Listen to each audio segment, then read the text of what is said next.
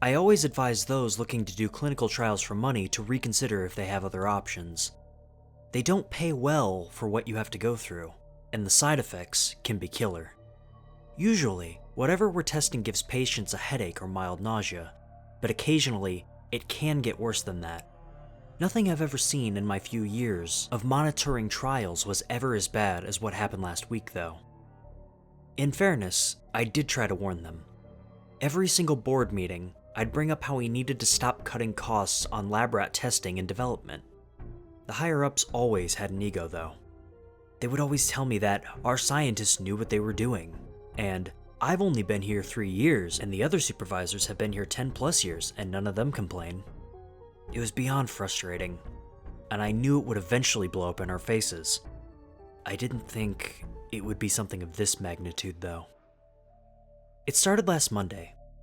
We were beginning the clinical trials of a new heart disease drug called Albucil. It was to be advertised as a breakthrough in the treatment of the disease, notably having noticeable effects on the body within just a few days. That's pretty fast for any drug to kick in, and I was admittedly curious to see if it would hold true. To my knowledge, it had only one round of testing prior, and this was the first bout of human tests. The results of the rat tests were classified to us supervisors, which was standard procedure, so I didn't think anything of it at the time. It was quite a varied group of subjects. The ages ranged from 12 to 80, and the severity of the cases ranged from early signs of the disease to people with not long left to live. Every single one of them was there with the same goal, though: to advance treatment for the one burden they all shared. It was a sentiment that I could get behind, and one that summarized why I chose to be a clinical trial supervisor. This specific trial would be a week long. We would provide the patients with rooms to stay in and 3 meals a day. The other 2 supervisors would take the 8 a.m. to 4 p.m. and the 4 p.m. to 12 a.m. shifts respectively, and I would take the overnight shift. I didn't want to work nights, but it was my turn to, and everyone else suffered through it before me, so fair is fair. The drug was expected to kick in on the 3rd day, meaning that we had to monitor the patient's improvement throughout the week. It sounds simpler than it is, and that's because I haven't taken any patient behavior into account. In any given clinical trial at our company, patients sign a contract stating that they can't leave until the testing period is over, with clauses for medical evacuation and such. This isn't legal in the slightest, but it's how the higher-ups say that we should do it, and they hire plenty of security to make damn sure that it gets done. People don't like feeling entrapped, though, and patients often pick fights and get physical if they're told they can't leave. It's the toughest part of any trial, and for a drug that was apparently this monumental, we were expecting even worse behavior, especially if it proved to be a failure. The first night went pretty smoothly. I was treated with respect by most of the patients, and those that needed me for something never got snippy. As expected, we didn't see any negative signs, nor any change in the patient's vitals and conditions in general. The same went for the second day, although one odd thing did happen around 4 a.m. My call button went off, directing me to one of the rooms on the 2nd floor. The patient staying in that room was an older lady, mid-60s, with a more severe case of heart disease. She was a sweetheart, though, and I was immediately concerned that something had happened, so I made my way upstairs. Upon entering her room, nothing looked out of the ordinary. Her bedside lamp was on, and she was sitting upright in the bed looking at me. I walked to the side of the bed and knelt down to be at eye level with her. "Miss Margaret, what's going on? Are you okay?" "Where are my fingers?" I was confused, to say the least. I looked down at her hands, and she seemed to have the usual amount of digits. I couldn't say that I'd seen this before, so I thought the best course of action would be to reassure her that she was okay. That's always a good place to start. "Miss Margaret, your fingers are right here." "I can't see them. Can you make them come back?" I lifted her bony hand and counted her red-tipped fingers in front of her. She looked at me with wide eyes and smiled. "Oh, there they are. Thank you, dear." I was unsettled, and immediately racked my brain to figure out what could be going on. Was she hallucinating?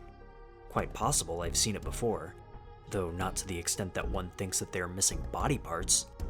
Could this be some sort of undiagnosed issue completely unrelated to Albucil? Also possible. I decided that I'd consult with the other supervisors when I saw them again, and put it into my report. As long as she wasn't in any present danger, there was nothing I could do for her. I didn't start to panic until the next day. Throughout the night, I got 16 calls. There were 30 total patients under our watch, so over half of them were experiencing negative effects from the drug. That isn't the unsettling part, though. What scared me was that every call was the same. I would walk into the room, and nothing would seem to be out of the ordinary, except the patient would be panicking. Toes, fingers, tongues, every patient claimed that something different was missing. Of course, nothing was actually gone, but it seemed like they'd actually lost all sensation in those areas. After the first 4 calls, I contacted the emergency doctor on duty, who was staying in a room in another wing of the facility. He was irritated that I was calling so early into my shift, but I frankly wasn't having it, and I told him to zip it and come downstairs. Together, we examined all the patients and came to the consensus that we would have to call an emergency meeting the next day. The doctor insisted that I should take the next night off and get some rest after what I've been dealing with, and he would advocate for the immediate end of the trial. I shouldn't have agreed. I received a call after the meeting informing me that the trials would continue as they found no evidence that any of the patients were in any danger. At this point, I was just about done with not being listened to and spoke up. "I can't do this anymore, Jim. These people are clearly in danger. They think that they're losing limbs, and you don't see the danger in that?" "It's all in their heads. We're on the verge of releasing a breakthrough drug here. If these are the side effects, we can't do it. It goes against everything we're trying to do." "We can't replace you on such short notice. You're going to stay, or I'm going to make sure that you never work in this field again. This discussion is over." My phone clicked, and I was furious. I couldn't afford to be blacklisted from work, but I wasn't willing to watch people suffer to keep my job. I decided that I would return to work, but every time something bad happened, I would call the emergency doctor. If I couldn't stop the test, I could at least keep a close eye on the patients. The next night was when everything finally collapsed. Every single person had some sort of problem. One man dragged himself through the hall with just his arms, screaming that his legs were missing. Another had to be restrained because he kept bashing his head into the concrete floor, claiming that his ears and eyes had vanished. The worst part, though, was the things that all of them said. They all claimed that something was coming to take them away, piece by piece. Something who'd been appearing in their sleep for days, taunting them as they laid there helplessly. I had to call the local police department and beg them to send officers over to the building to help me, struggling not to cry as I did so. What could this drug be doing to these people that they were having this violent of a reaction? It had to be the medication. It was the only common denominator. When the police arrived, they didn't help me. As I walked down the hall to open the door for them, everything behind the door suddenly went dark. I picked up the pace and tried pulling the door open, but it wouldn't budge. As I desperately knocked on it, shouting for a response, a calm but stern voice responded to me. It was the police chief, who informed me that the building had been ordered into quarantine. Hearing this, I backed up from the door and barely heard another word that he said. Something was seriously wrong, as I already knew, but it was apparently to the scale that they didn't want anyone leaving. I was under strict orders to stay behind the desk and wait until medical professionals arrived. I was perfectly fine with that. After all, I felt like I was gonna vomit, and I'd rather be close to a trash can. But it wasn't easy to stay put. The screaming from the rooms only got louder as I obsessively checked the clock. The pounding on the walls and doors were feverish, like someone was trying to escape a fire. But then, it stopped. It all went quiet, and I looked up from my hands in shock, with tears streaming down my face. And that's when my call button went off. The call was coming from the outside buzzer, so I figured that the hazmat team was there. I answered it and waited to hear someone talk. "Hello?" There was nothing but the sound of breathing. "Hello?" "I've arrived." The sentence itself wasn't inherently creepy, but I still felt sick. It wasn't the voice of the police chief, or of someone that I recognized at all. I cleared my throat and responded in an admittedly shaky voice. "Who is this?" "I am going to enter." After hearing that, I clicked the receiver off. As I weakly stood back up from the desk, I thought about what the voice had said. As I pondered, I saw the outside door creak open in my peripheral vision. The sound of flesh slapping against the floor echoed throughout the hall as all other noise faded from my mind.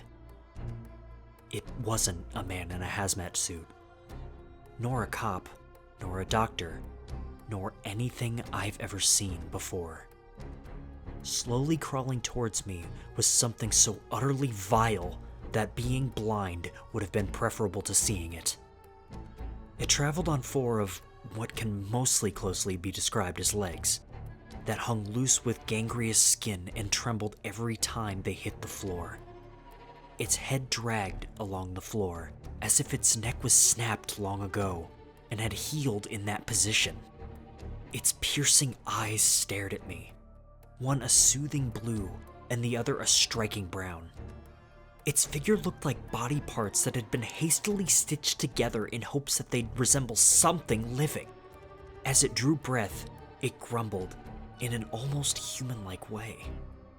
I struggled to process what was happening and slowly took a step backwards towards the front desk. I sat there and stared at it as it moved towards me. The building was sealed and there was no way out, but before it could reach me, it stopped, and it spoke in the same voice I'd heard over the intercom. "You are afraid. Yes. Fear not. I am not here for you." I pressed my back against the desk, looking at the creature through my knees. I opened my mouth to scream, but nothing came out. It raised a red-tipped finger and pointed at me. "We will meet again. Yes, I know it. For you, there are still many things to see." I closed my eyes as tears welled up in them. I could tell the lights turned off, whether solely above me or in the facility as a whole, as the hushed humming suddenly stopped. I opened my eyes and prepared to be faced with horror. They found me passed out on the floor inside of the office. My condition wasn't the horrifying part, unfortunately. In each of the patient's rooms, all that remained was a corpse. One body was missing his legs. Another lacked eyes and a tongue. Miss Margaret was missing her fingers. I've been locked in my cell for days now. They're saying that I did it. They say that I killed them all, and there was no monster. But worst of all is the fact that the company is testifying against me, saying that I went crazy while working and snapped under pressure. They said that it had to be me, because there's no way any of the patients in the placebo group would be hallucinating.